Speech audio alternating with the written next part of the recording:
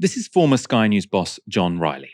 He left the organisation on the day of King Charles's coronation, and was that date just a coincidence? Well, Riley's now given a lecture to the Royal Television Society, and in it he's deeply critical of the approach of British broadcasters to the royal family. He's called broadcasters supine, incurious and compliant when reporting on the monarchy. He demanded that journalists, quote, start reporting on the royal family with the same rigour as they treat every story on the news agenda, unquote. And he didn't spare his old channel Sky News from criticism either. In 2017, Sky interviewed Charles but gave him a full list of questions in advance. About that incident, Riley said this: if a viewer had interrogated us about whether that was entirely in keeping with our core values of being honest with our audiences, it would have been hard to mount a robust defence.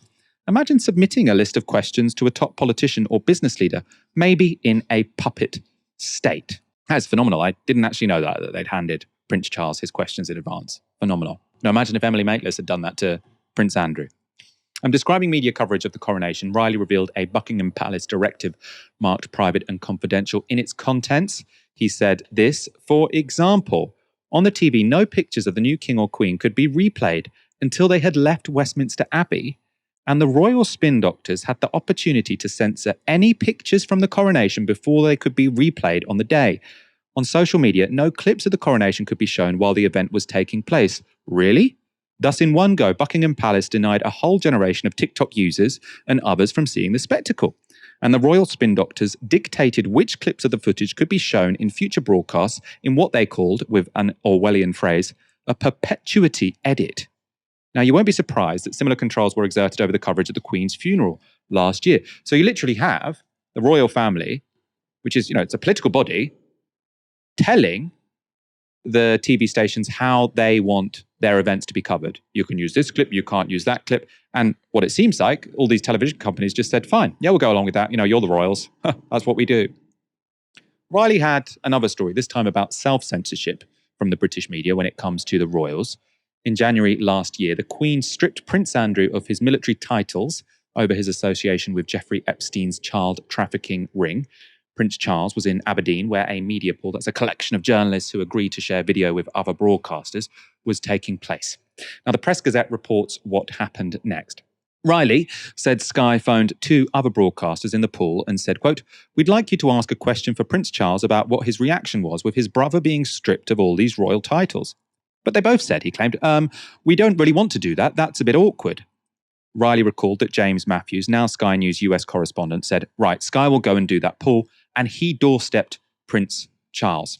Now, here's what happened when Matthews asked Charles that question.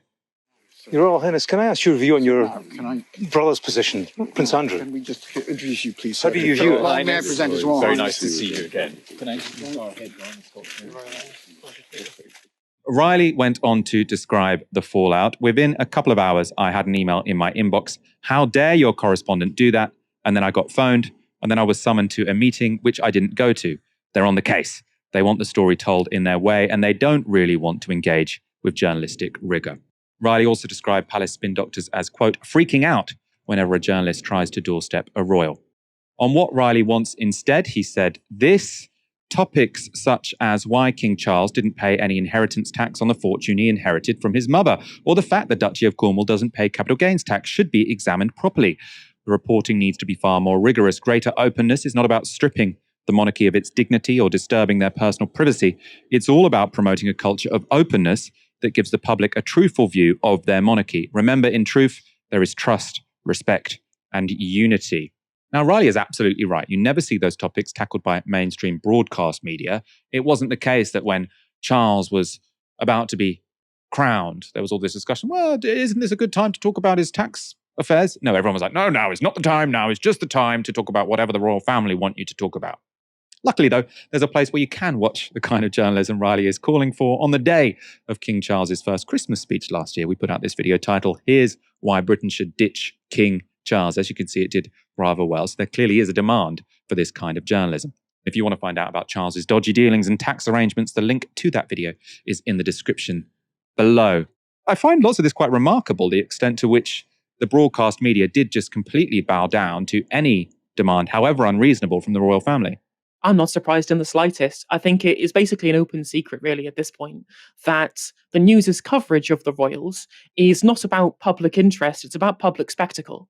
Right? It's about the monetary gain that they have for continuing to have an audience of people who care deeply about the royals. I don't know if anyone's looked at the GB News YouTube channel recently, but you'll see that they have loads of coverage of the royals every day incessantly. And this is the case across loads of different news networks because they know this is something that people are vastly interested in, not just in the UK, but globally as well. They have a vested interest, both they and the royals do, in ensuring that there is a continual good showing as far as the monarchy is concerned to keep people interested and keep people involved in this kind of grandiose part of British society that they have such a high interest in, and there is always money to be made in reporting on it.